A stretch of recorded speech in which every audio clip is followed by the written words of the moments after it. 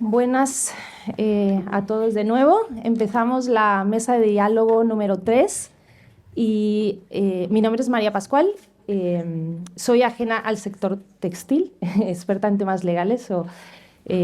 Aquí tenemos un panel muy diverso hoy y el tema y la solicitud del debate ahora es centrarnos en el tema de la relocalización, es decir, ese gran movimiento que hubo de desindustrialización europea masivo hacia Asia, hacia otros países productores, cómo vemos en la actualidad ese regreso, si existe, si no existe, qué experiencias hay, ¿no? Entonces, para eso tenemos, como decía, una mesa muy diversa con representantes diferentes. Entonces, lo primero que quiero hacer es que cada uno se presente y explique un poquito su empresa, perdón, con este marco mental de empezar a hablar un poquito de proveedores, ¿no? Para entender su rol. Hola, gracias Gemma por la invitación, que fui tu primera alumna y aquí seguimos. Humus empezó como tienda de ropa de comercio justo y ecológica hace 12 años más o menos, en Barcelona. Era una tienda multimarca. En principio la idea era ofrecer un espacio físico donde realmente hubiera una alternativa a la fast fashion de ese momento. Y bueno, empezamos en Barcelona así. Con el tiempo, en ese momento casi no había ventas online. Tenía varios proveedores de españoles y sobre todo europeos, que no todos fabricaban en España o en Europa. Luego, con el tiempo, el tema online vimos que cada vez iba aumentando y había que empezar a pensar en otras cosas. Pero bueno, si acaso luego sí, hablaré de eso luego. En un momento dado nos mudamos a Mallorca, a la familia, y mudamos la tienda justo el año del COVID. Entonces empezamos en Mallorca en el 2020 y a partir de ahí, ahora ya prácticamente somos una tienda con marca propia y colaboramos con pequeñas diseñadoras o gente muy pequeñita. Y esa ha sido nuestra manera de ir adaptándonos a los cambios, que el último cambio ha sido introducir cosas que no son ropa también, porque estamos en el centro de Palma, que está arrasada por el turismo de masas, y para no ser invisibles hemos tenido que diversificar y siempre adaptándonos a todas las circunstancias. Muy bien, gracias, Cecilia. Osvaldo. Hola, buenos días. Mi nombre es Osvaldo Machín. Mi marca también se llama como yo. Soy canario, que es como decir que vivo en Massachusetts, porque hay una realidad también por la lejanía al continente, ¿no? Y bueno, pues yo me formé como diseñador, ahora me considero empresario, que eso seguramente a muchos también nos pasará, ¿no? Y en ningún momento pensaba yo montar una marca con mi nombre. Yo era feliz trabajando para otras marcas. Lo que pasa que, bueno, llegó el momento y me fui a Lanzarote, ¿no? Y dije, ¿y por qué desde una isla no se puede hacer el mismo trabajo que hago en Madrid, ¿no? Y creo que eso ya nos conecta un poco bueno, pues con el tema que vamos a tratar ahora en la mesa. Hola, soy Maggie, tengo una tienda en Barcelona y una tienda online de productos ecológicos, de cosmética, limpieza. Procuramos tener productos de proximidad, lo cual fue un camino un poco largo. En redes hago mucha divulgación sobre temas de sostenibilidad. Tengo una comunidad de corratas maravillosas que me acompañan día a día. Y bueno, aquí he venido a explicar un poquito mi experiencia. Gracias, Maggie. Hola, soy Lola. Muchas gracias por habernos invitado hoy a participar en esta mesa. Nosotros, bueno, lo que hemos creado es Tintoremus, que es una empresa que trasladamos desde el campo a una marca de ropa, ¿no? Nosotros empezamos cultivando índigo y otros tintes naturales en Extremadura, concretamente en Cáceres, generando ese valor y aplicando esos tintes y pigmentos en nuestra ropa. Llevamos muy poquito, como año y medio más o menos. Esto empezó en un proyecto dentro del Ganso, que ahora os contará Clemente. Y estamos empezando ahora, como si dijéramos, ya con todas las producciones que son locales, como bien es el tema de esta mesa, ¿no? y generando valor en todo lo local, como se pueda. Gracias. Hola, yo soy Clemente y hago lo mismo que ella. Estamos en la misma empresa y esto. Sí, no. Y Tintoremus empezó, como hice hace 2 años, y empezó desde la marca El Ganso como proyecto dentro de esto, y dada la fuerza que cogió, se salió y se creó como proyecto independiente. Y no sé, nos preguntarás tú cosas ahora. Bueno, pues muy bien, gracias por la primera introducción.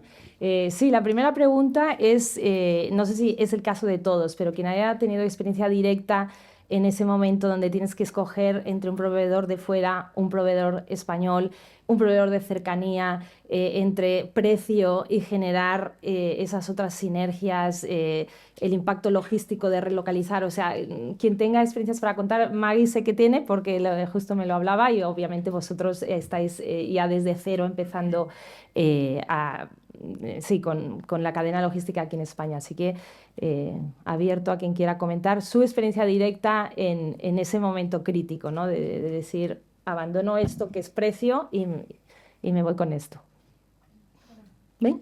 A ver, lo que surgió un poco, es que fueron casi 20 años en la industria de la moda tradicional, en marcas que estaban como top en el mercado, y ya venía como muy, muy concienciada de lo que había, y ya para mí era, o sea, era clarísimo: si yo compraba en Asia muy barato, iba a vender aquí a un precio con un margen bestial y iba a hacer dinero. Quiero decir, no están, los que están haciendo esto no están descubriendo la fórmula de la Coca-Cola. Esto es algo que se viene haciendo desde hace mucho tiempo. Cuando yo decido dar un paso al costado de la multinacional y arrancar con este proyecto personal de divulgación y de comercio de un tipo de producto diferente, tenía claro una cosa, y era: o enriquecemos el tejido comercial y el tejido productivo local,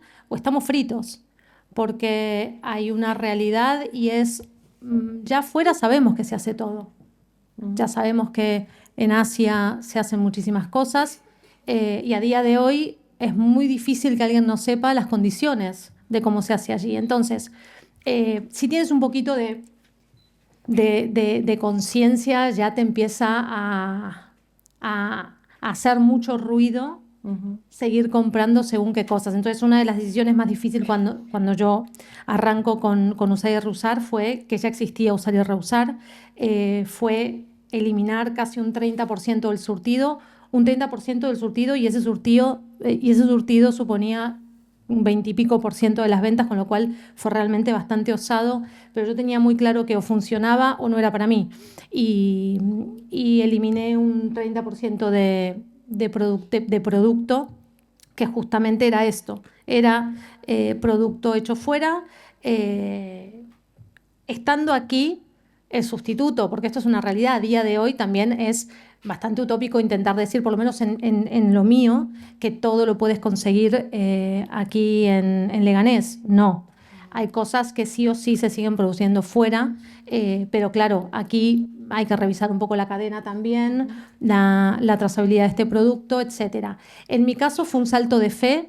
A día de hoy mi cliente me lo agradece. Usar y Reusar se ha convertido, y esto es algo que me ha costado mucho decirlo, pero a día de hoy lo digo con mucho orgullo, en un referente en su sector. Tenemos un cliente que cuando nos escoge sabe que puede escogernos sin tener que sacar la lupa para buscar dónde está la trampa, y esto es algo que hemos conseguido diariamente, defendiendo esto y perdiendo pasta.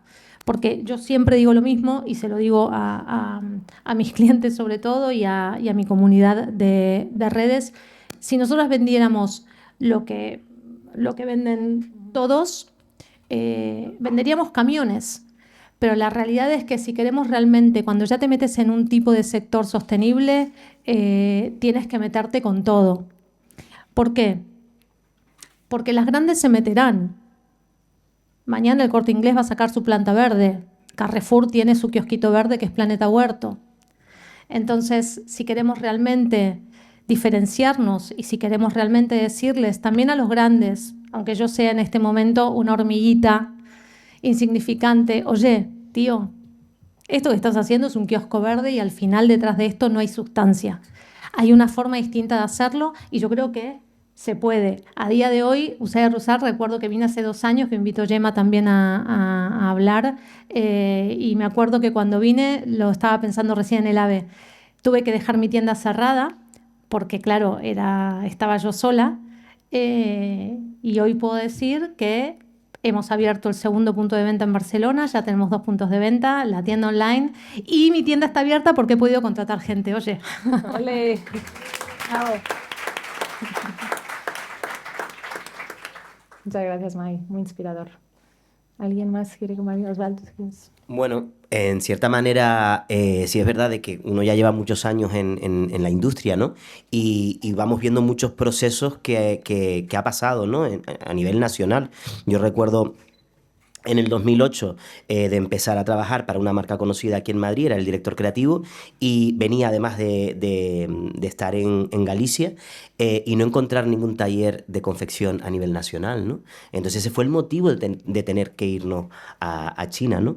Estuvimos 3 temporadas y era ese boom cuando estaba llegando todo y las empresas eran como mal vistas que fabricásemos allí, pero realmente los tejidos los enviábamos desde aquí. Es decir, que lo único que estábamos pagando allí era la mano de obra, una mano de obra que yo, bajo mi experiencia, sí es verdad de que tengo que decir que me dedico a hacer novia y trajes de fiesta.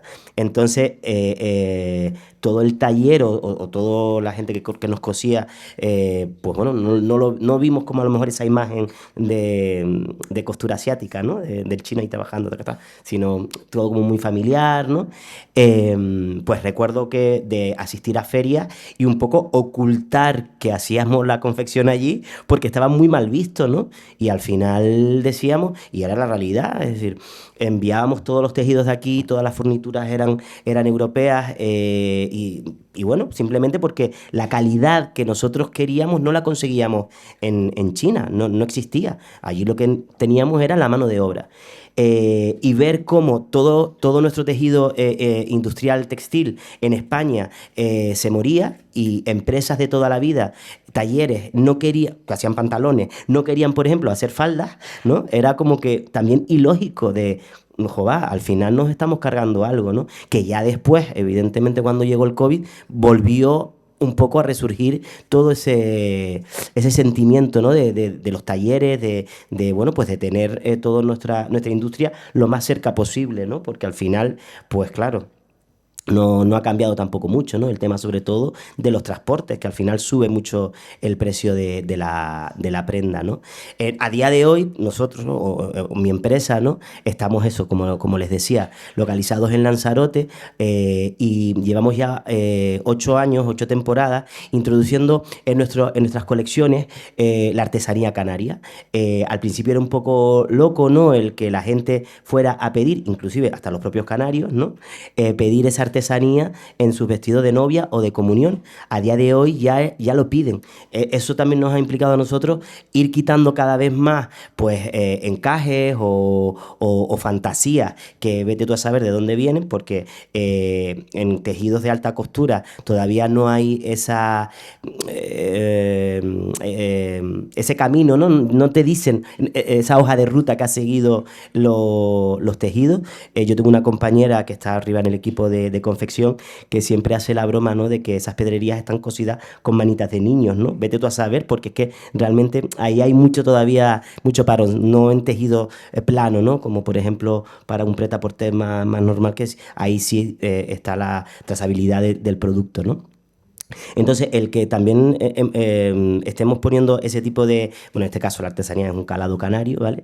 En nuestras producciones, pues hace que también que compramos menos y que estemos poco a poco ayudando al sector artesanal, sobre todo en la isla de Gran Canaria, a ir un poco trasladando el legado y luego lo más orgullosos que también estamos es que nuestros clientes ya nos piden ese calado, ¿no? Porque es ese precio, ese valor añadido a la la prenda que marcas pequeñas, que es como nuestro caso, pues nos podemos distinguir, ¿no? Porque al final cada vez hay más compañeros de profesión, más empresas de moda, pero ¿cómo nos distinguimos, no? Si no tenemos ese sello. Y el volver a casa, en este caso, volver a Lanzarote, creer también de que una industria textil en las islas es posible, pues creo que lo que pasó a ser un sueño ahora es una realidad, porque también contamos con los apoyos institucionales que evidentemente es súper importante, ¿no? Y, por ejemplo, en vuestro caso, ¿no? Que estamos también evidentemente en el entorno rural, ¿no? Eso, quieras o no, cuesta batallarlo, cuesta lucharlo, ¿no? Y es posible, porque al final, poco a poco, grano a grano, todos vamos a sumar. Y si hoy en día pues podemos tener, por ejemplo, un cultivo pues para sacar fibra, pues evidentemente somos nosotros los primeros los que lo vamos a adoptar y a captar y a ponerlo en nuestras colecciones. Y claro, y luego está la parte política, que hay que batallar mucho, ¿no? Para que también entiendan que otro tipo de economía es posible, claro. Muchas gracias, Osvaldo. ¿Queréis explicar un poquito más vuestra experiencia? Entiendo que es Badajoz, ¿verdad? ¿Dónde está el cultivo? Sí, desde luego en Tintoremus lo que sí tenemos claro en cuanto a lo local es generar valor, como si dijéramos, en los cultivos de Extremadura, ¿no? En concreto en la zona que estamos en Cáceres. Eso, bueno, ha sido el objetivo y es con lo que hemos nacido, o sea, con esa ventaja de ser sostenibles, pero implícitamente, o sea, no es algo que hayamos trabajado, sino es el origen del proyecto. Entonces, sí es verdad que nosotros, el proyecto nace para dar respuesta, como si dijéramos, al campo de cultivo de tabaco que está en declive e intentar buscar uno sustitutivo, en este caso, que es el índigo, ¿no? Entonces, en cuanto a eso, luego nosotros, la cadena de suministro, como cualquier empresa o marca que empieza, tú no tienes ni cantidades, ni volúmenes para poder salir, ni para hacer un Asia, ni nada. Entonces, nosotros, naturalmente, la evolución de este proyecto es trabajar en lo local y con proveedores en la cadena de suministro locales, porque además de que el pigmento que usamos en las confecciones lo tenemos que usar y enviar porque impartimos producciones, ¿no?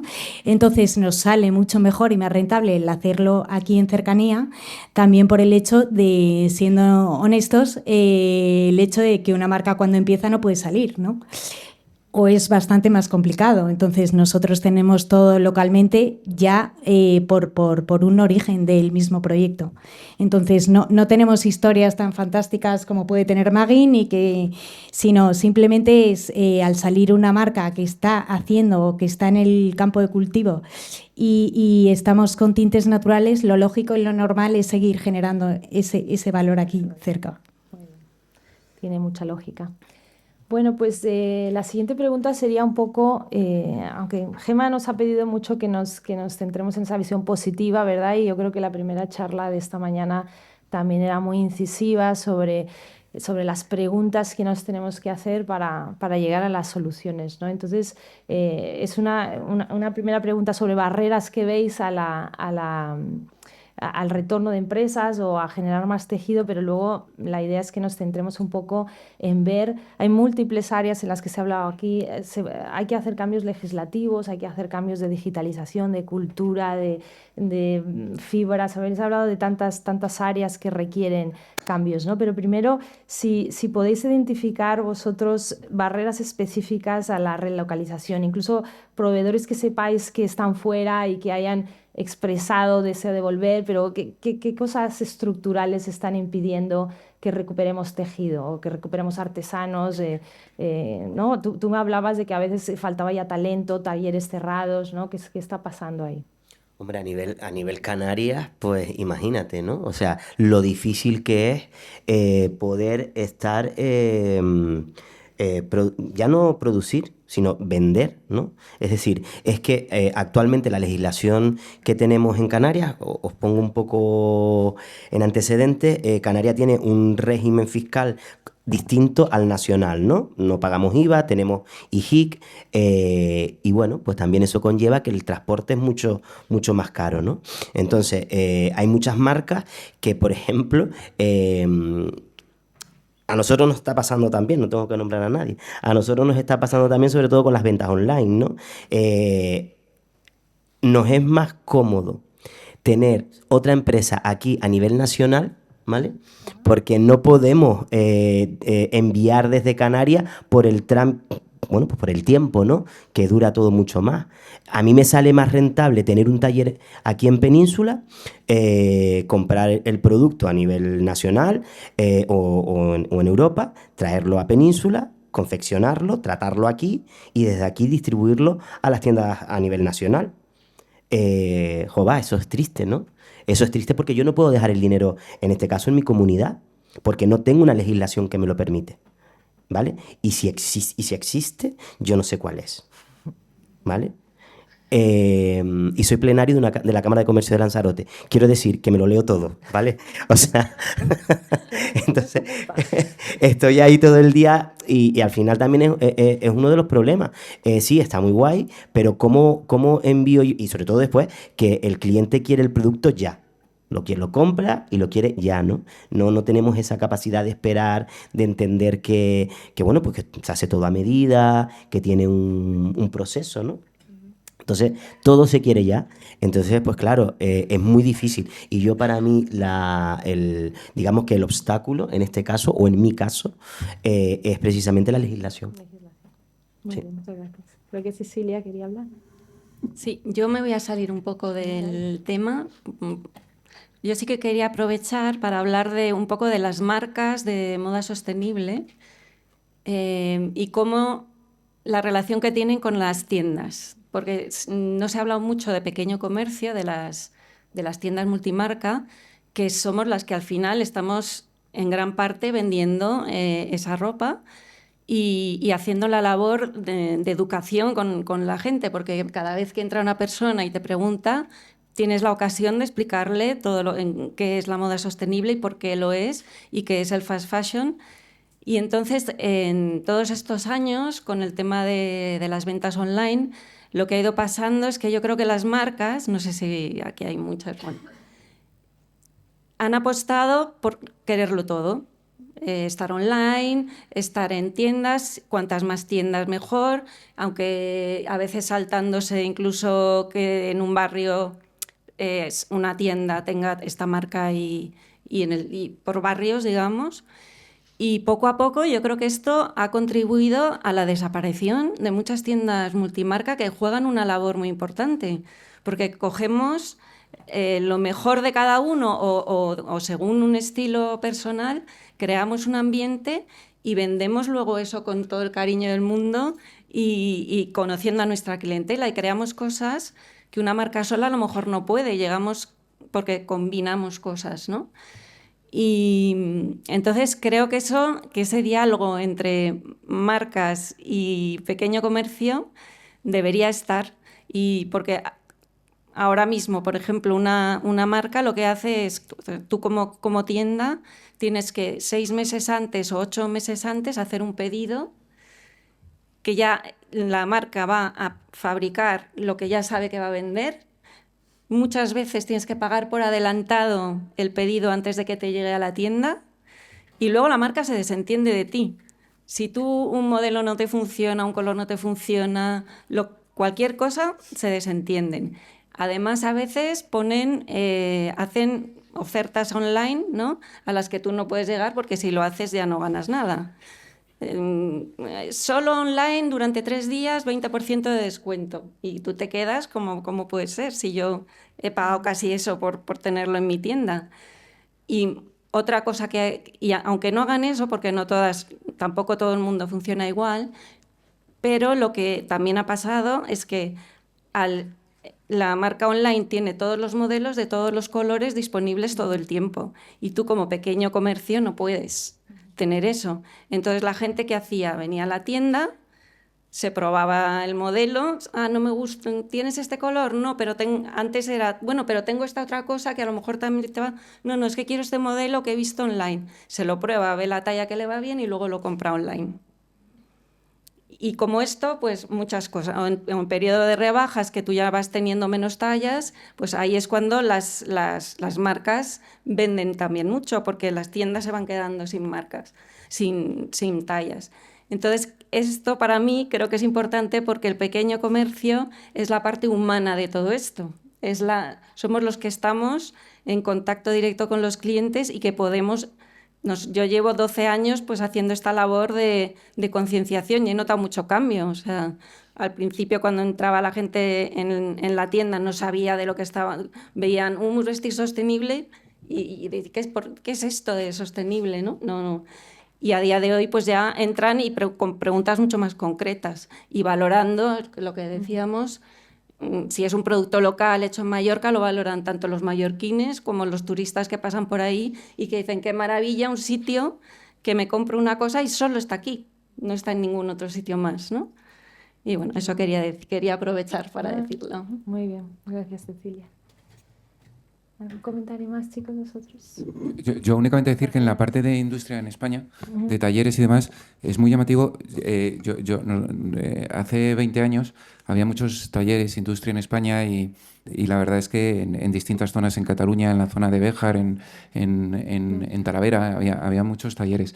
Y yo creo que en España no lo hemos cuidado, no se ha cuidado en mantener eso. Y creo que es una pena. Era muy llamativo, el ir a un pueblo y ver que en ese pueblo en España, pues el 20, el 30% del pueblo de las personas vivía de eso y trabajaba ahí, realmente vivía y luego es verdad que luego hay un movimiento que ha sido bastante masivo de gente a las ciudades y demás y lo que ha ocurrido, pero en gran parte es porque se ha dejado de crear valor en zonas rurales en España o en pueblos y era llamativo ver talleres enteros llenos de gente trabajando y demás y que ahora estén muchos de ellos cerrados y las pérdidas o todo el valor económico y social que se ha perdido. Entonces yo creo que España, lo que estáis diciendo, creo que poco a poco está viendo nuevos talleres, lo que estáis contando y demás, creo que es importante, pero creo que hemos dejado pasar una oportunidad muy buena. Está muy bien ser un país de servicios, pero creo que también había un saber hacer y un fondo de comercio ahí que creo que hemos perdido. Y luego, sí, que exacto, lo que dice Lola. Y además nosotros ahora que estamos yendo mucho a Portugal o al norte de Portugal, no sé si he sido yo que he hecho así. Sí, oye. Sí, perdón. Nosotros que estamos yendo mucho a Portugal y demás, ahí se ha cuidado y se ha cuidado bastante más y es muy llamativo cómo se ha cuidado y cómo se ha hecho.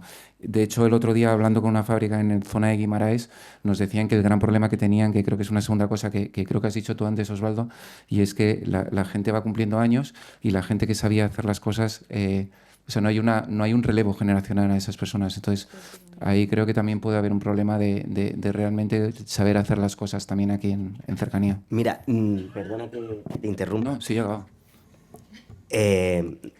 Cuando nosotros en Canarias, por ejemplo, en Lanzarote ahora mismo, que Lanzarote es una isla pequeña, ¿no? Ahora mismo hay 2 módulos de confección, de 2 institutos distintos, ¿no? Entonces, eso está muy bien, porque eso nos va a nutrir de profesionales, ¿no? Pero es lo que yo siempre digo, no todos podemos ser Armani o no todos podemos tener una marca, ¿vale? Entonces también nosotros necesitamos a esos estudiantes para meterlos en nuestras empresas, para seguir desarrollando bueno, la carrera, ¿no? En este caso yo, por ejemplo, me he tenido que ver, bueno, no lo digo con pena, lo digo con orgullo, ¿no? No es un tal, de tener que montar otro taller paralelo porque diferentes marcas, sobre todo de Lanzarote, no tenían dónde confeccionar. Entonces, yo tengo unos picos de producción, entonces es una pena ese personal que tú tienes, cuando tienes un pico bajo, tenerlos que despedir, ¿no? Entonces, para mantenerlos, decidimos montar un taller paralelo para dar cabida y confección a esas marcas que están allí, ¿no? De hecho, una de las marcas, Alaba Brand, confeccionaba en Bilbao, ellas estaban en Lanzarote, y también, pues, gracias a que nosotros hemos montado, pues, se han vuelto a la isla, ¿no? Y ha quedado todo allí en Lanzarote y lo pueden controlar mejor, ¿no? Los procesos. Pero bueno, al final, si en nuestra profesión no le ponemos amor, ¿no? No nos queda nada. Muy bien. Bueno, nos quedan unos 8 o 9 minutos finales. ¿Sabes si nos podemos concentrar en en recetas, en ideas, en propuestas, aunque vayan mucho más allá de la empresa de uno, ¿no? Incluso a veces tienen que ir más allá de España, o sea, vivimos en un mercado común europeo, reglas comunes en muchísimas cosas, entonces es el momento para lanzar esos sueños, esas visiones, cómo reindustrializamos, recuperamos al menos parte de esa riqueza textil que solíamos tener. Bueno, yo, por ejemplo, al hilo de lo que tú estabas comentando, ¿no? Creo que las marcas debemos de ser más éticos y respetar las exclusividades, ¿vale? Por ejemplo, en novia, en fiesta, eso siempre se ha respetado, ¿no? De ahí que, pues, marcas tengan sus otras submarcas, ¿no? Para respetarlo, y yo creo que en el prêt-à-porter deberíamos de ser así, ¿no? Respetar que tú tienes un punto de venta, en este caso en Palma, ¿no? Y en este caso, te voy a decir en Palma, o sea, en una isla no se debería de dar más, más posibilidades de adquirir ese producto en tu comercio, ¿no? Eso, ¿no? Que las marcas seamos más respetuosas con quien nos compra, ¿eh? Y luego, por otro lado, pues seguir viendo las carencias que tenemos, pues para pelear e intentar cambiar esas leyes que nos van a favorecer a todos, ¿no? Que yo creo que al final es un poco queremos crecer, pero no nos dejan, ¿no? Entonces ahí se queda un poco la cosa. Sí, yo quería hacer hincapié también en el sistema educativo, que al final los consumidores, ¿no?, de mañana, pues, o de hoy ya, son los chavales de ahora, y sobre todo en las personas que están formando, ¿no? Yo tengo una hija adolescente y me he encontrado con situaciones muy difíciles de gestionar para mí, como por ejemplo que en la escuela pública de danza a la que va, el uniforme que tenían que llevar todas solo se podía comprar en Shein. Es muy duro. Yo no lo tuvo que hacer mi marido porque yo no podía apretar la tienda. Pero es que, o por ejemplo, se hacen una cadena humana para hablar de, es un colegio azul, bueno, de la protección del mar, se unen todos y a todos les dan una camiseta y una botella de agua.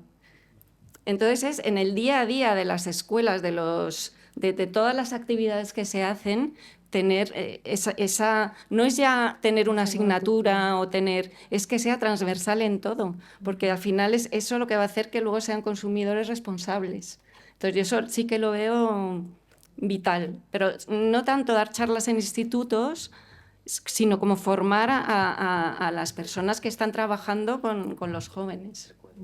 Muy bien. Me perdí un poco ahí como al final, pero sí, el mensaje es como un mensaje así más. Sí. Yo no estoy ahora en el sector textil, pero sí que estoy en contacto con el consumidor final por medio de mi comunidad de Instagram. Y yo aquí hago un llamamiento a todos los profesionales de este sector, a todos los que estáis en el sector de la moda queriendo hacer un cambio real. Cuenten lo que cuesta. Cuenten lo que cuesta hacerlo.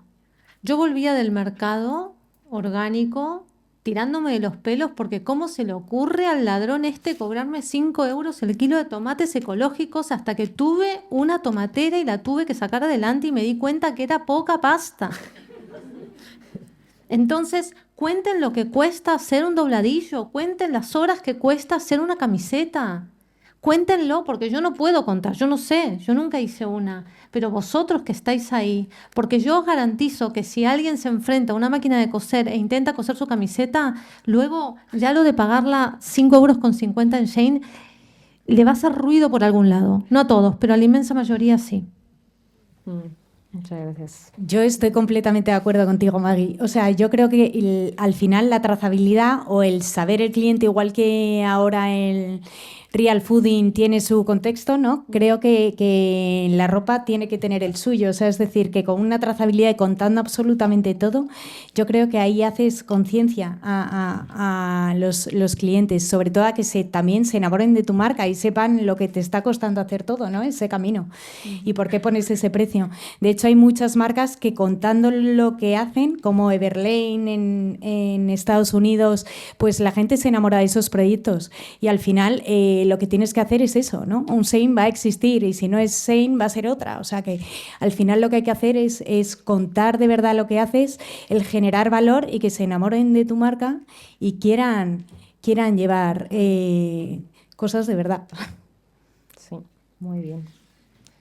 ¿Alguna aportación más? Nos quedan 5 minutos, si no abrimos al público, que todavía no ha dado tiempo, ¿verdad? Si 5 minutos, ¿alguien tiene alguna pregunta, algún comentario, sugerencias de cómo fomentar la relocalización? Aquí hay alguien. Adelante. Yo creo que se oye, sí. Habéis apuntado justamente un problema muy importante en España, que es el relevo generacional en los oficios.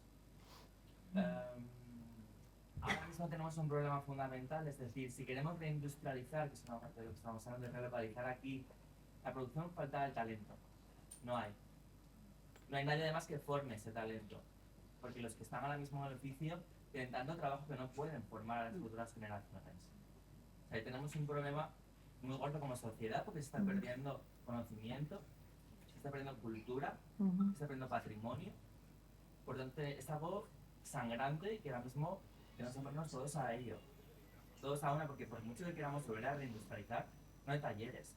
El secreto mejor guardado de un diseñador es dónde fabrica. No se comparte esa información, porque si no, entonces me quedo sin poder producir en España. Entonces, siendo otros modelos, como puede ser el portugués, como puede ser el italiano, en Italia el 70% de su producción se exporta, es la fábrica del prêt-à-porter europeo.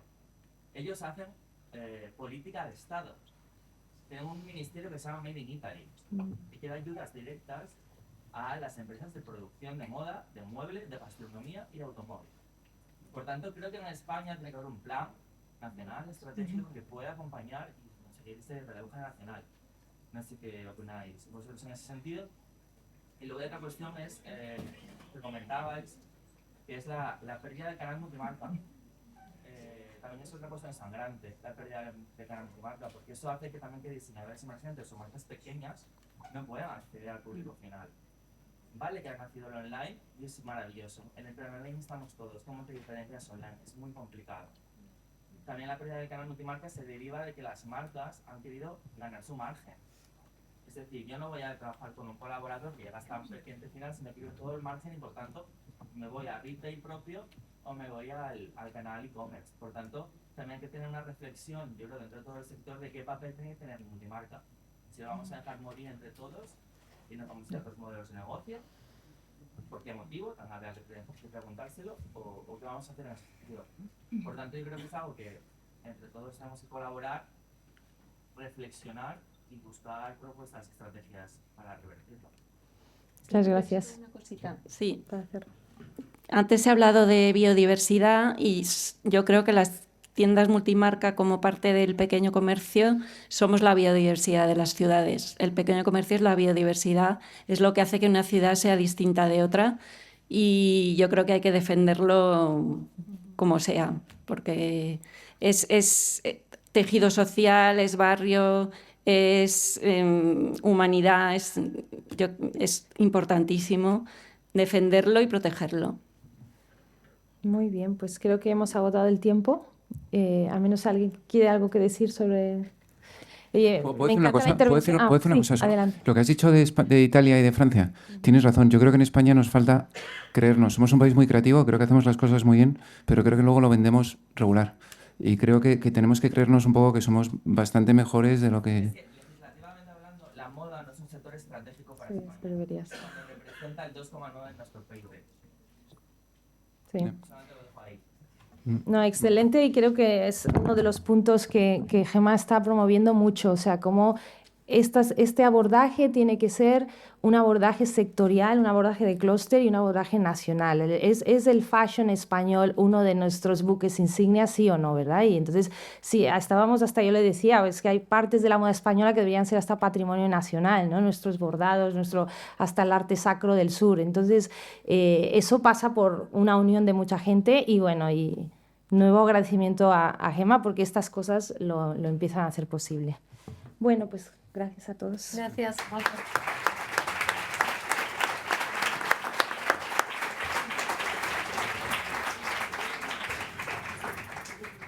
Muchas gracias a todos. Ahora va a presentar Paula Baldo.